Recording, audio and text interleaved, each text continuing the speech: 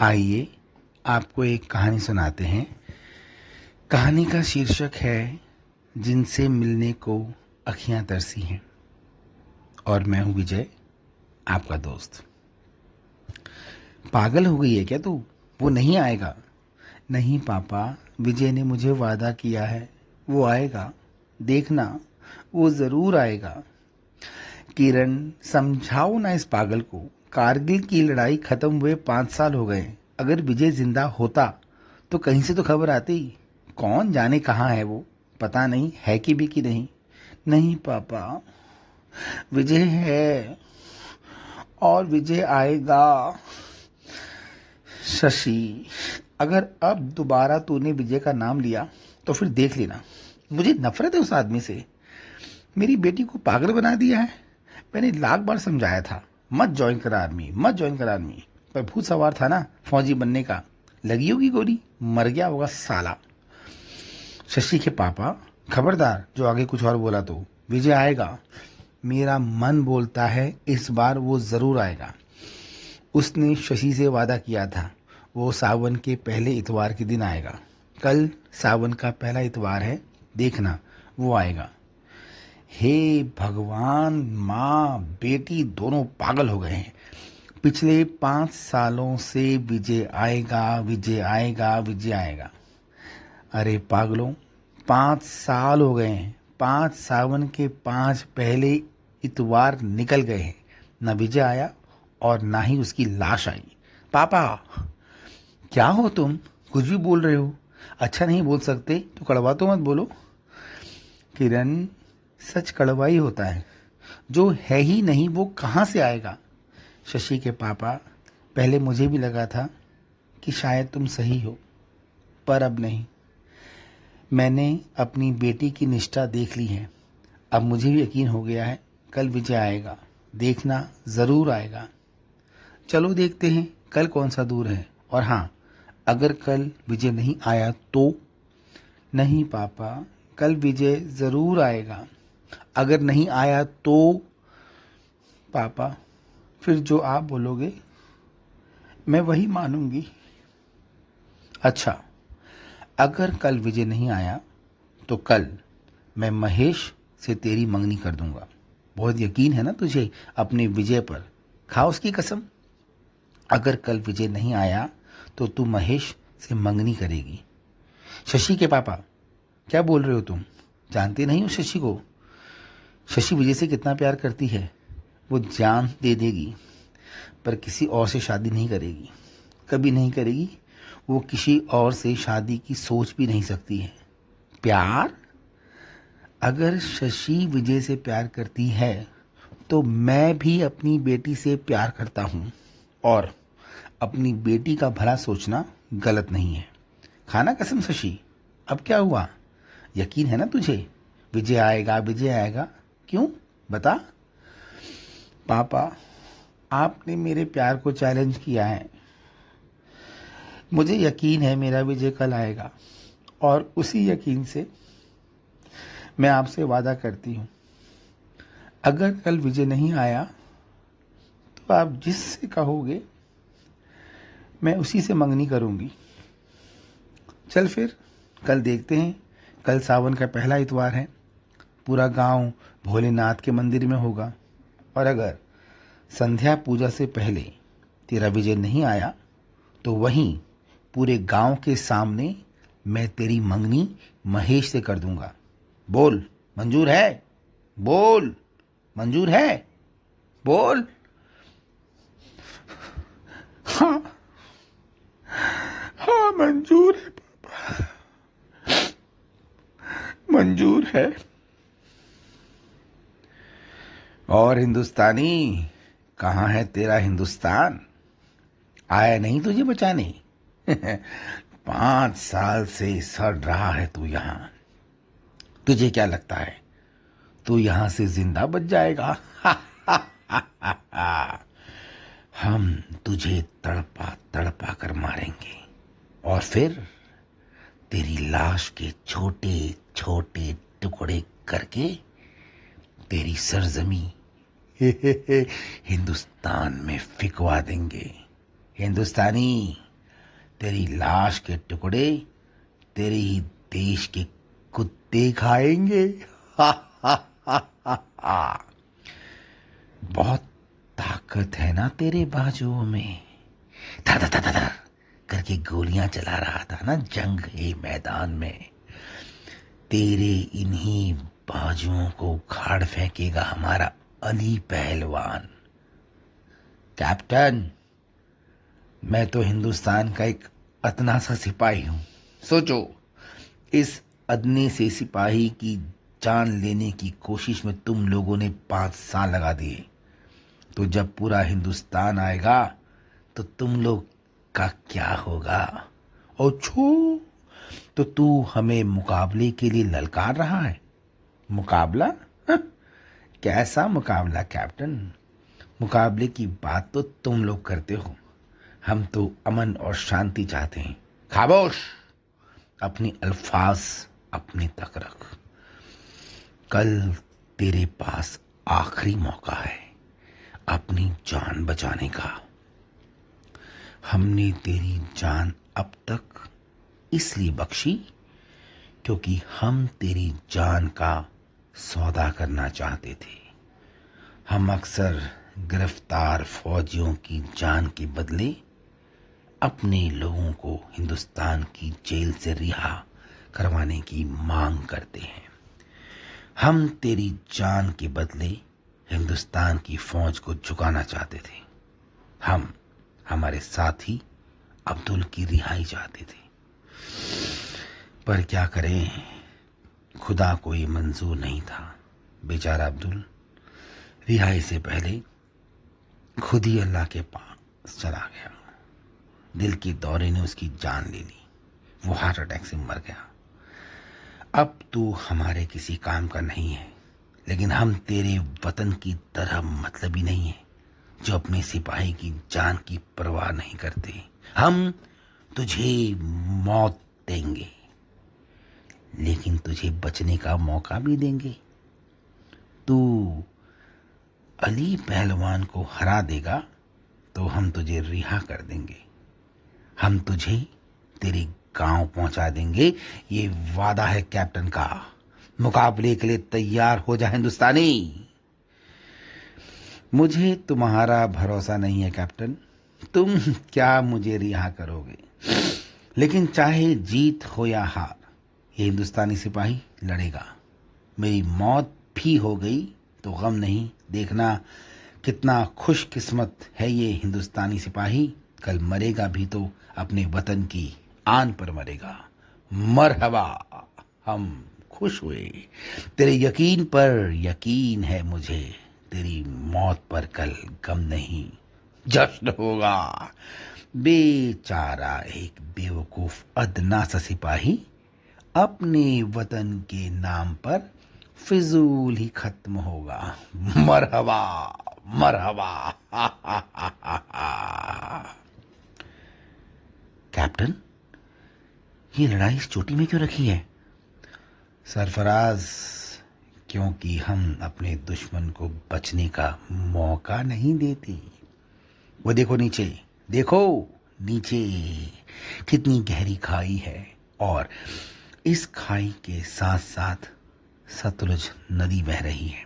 अगर ये सिपाही गलती से लड़ाई जीत गया तो हम इसे इनाम में गोली देंगे। ठा, ठा, एक नहीं, 2 देंगे, और इसकी लाश यहीं से सतलुज नदी में फेंक देंगे।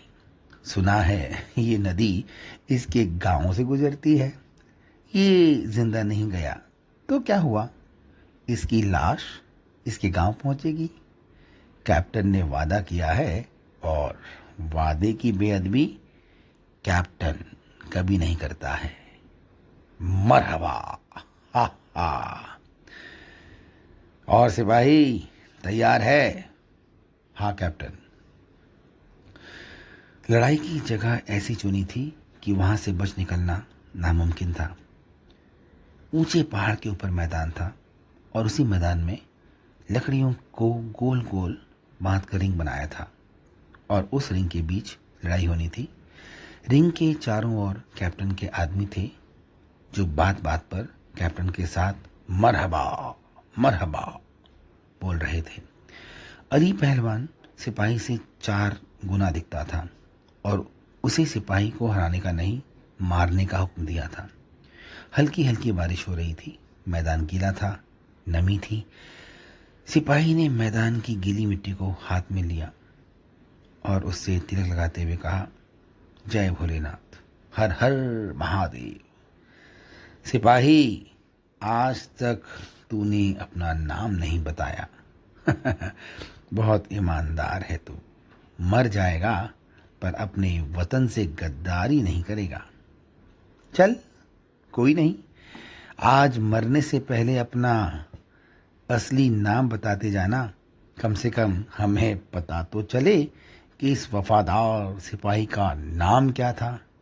तेरी कब्र में तेरा नाम लिखकर तुझे सुपुर्दे खाक कर देंगे। कैप्टन, मेरा नाम हिंदुस्तान है। मैं हिंदुस्तानी सिपाही हूँ और मैं हिंदुस्तान की सरजमी में खड़ा हूँ। मेरा कोई कुछ नहीं बिगाड़ सकता है।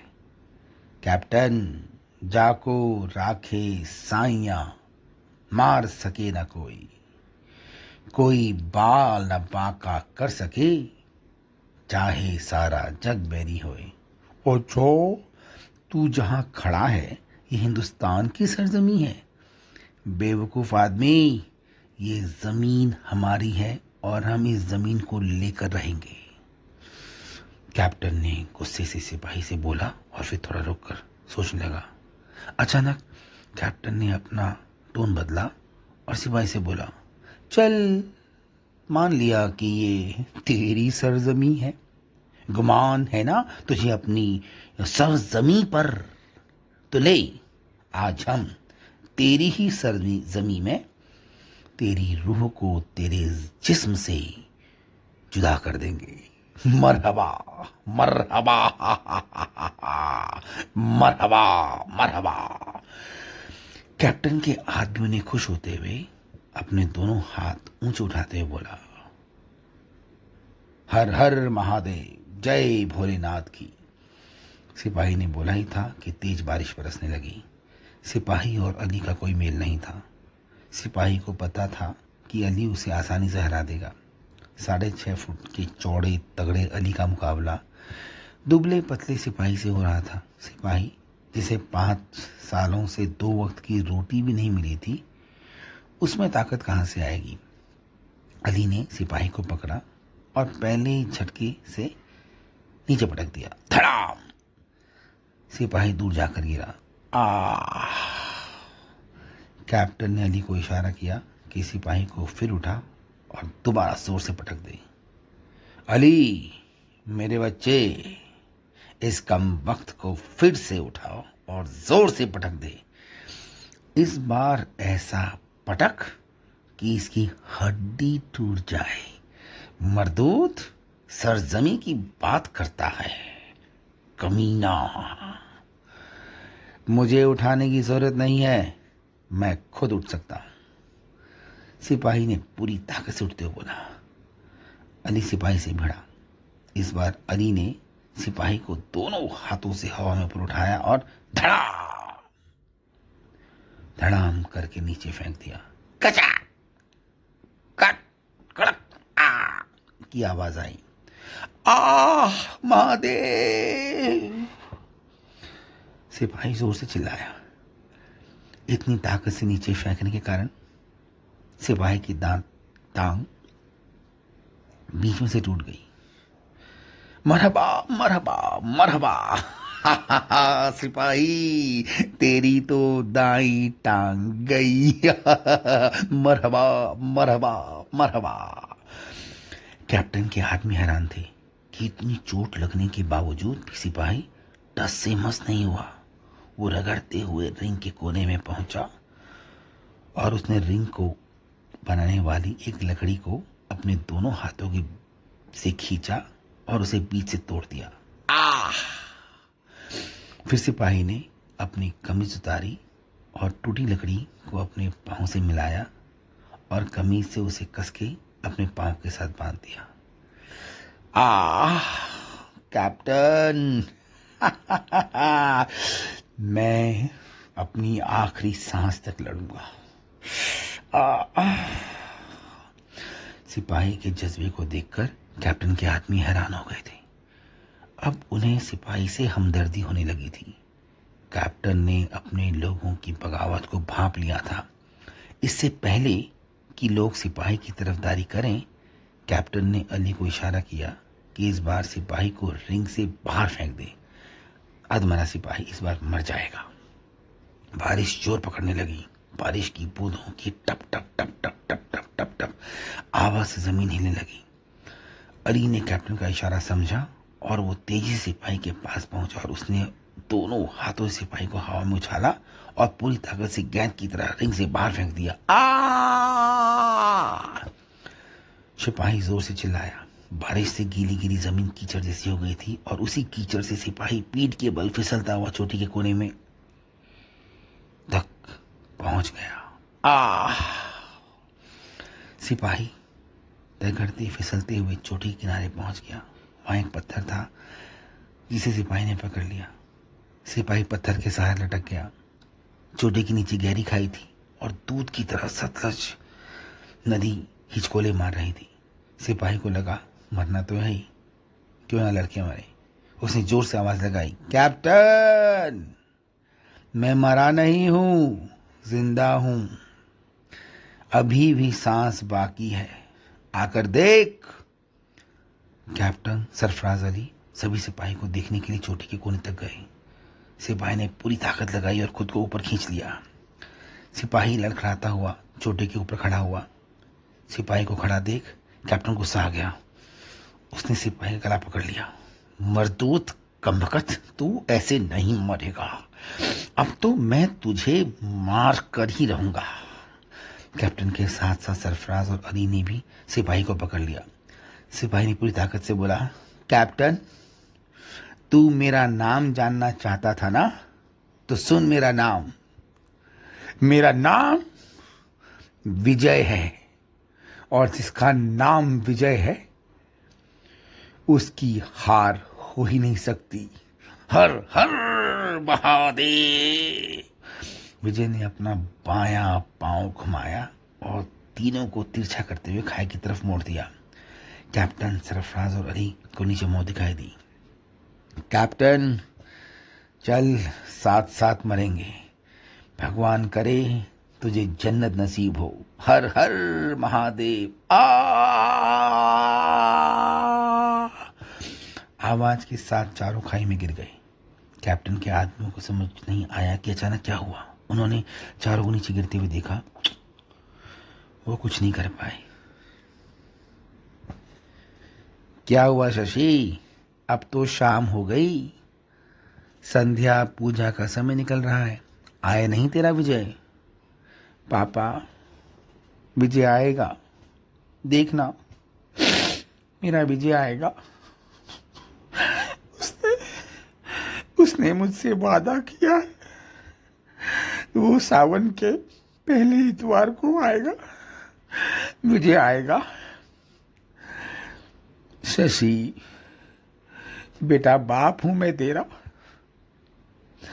तुझे महेश से मंगनी नहीं करनी है तो मत कर, मगर अपनी जिंदगी बर्बाद मत कर बेटा। देख बेटा, बारिश हो रही है, नदी का पानी उफान मार रहा है, कहीं बाढ़ ना आ जाए। पूरा गांव तेरे लिए मंदिर के चारों ओर बैठा है। वो देख, भोले बाबा की मूर्ति तक पानी पहुंच गया है। भोले बाबा के पीछे नदी है, नदी का पानी उछल उछल कर भोले बाबा को डुबा रहा है। बेटा, भूल जा विजय को, विजय नहीं है, विजय मर चुका है। शशि बेटा, मान जा। नहीं पापा, विजय आएगा। विजय ने मुझसे वादा किया है, सावन के पहले इतवार को वो आएगा। हे भोलेनाथ, आप पापा को क्यों नहीं समझाते हो? किरण, समझाना इस पागल को, जो है ही नहीं वो कहां से आएगा? नहीं शशि के पापा, मेरा दिल बोल रहा है आज विजय आएगा, देखना वो जरूर आएगा। तो बैठे रहो यहाँ रात भर, कोई नहीं आने वाला है। मैं गांव वालों से माफी मांग लेता हूं, मैंने फिजूल ही सबका समय बर्बाद किया। शशि ने भगवान भोलेनाथ की ओर देखा। हे भोलेनाथ, कुछ करो ना, अगर आज विजय नहीं आएगा तो मैं विजय के पास चली जाऊंगी। शशि गाने लगी।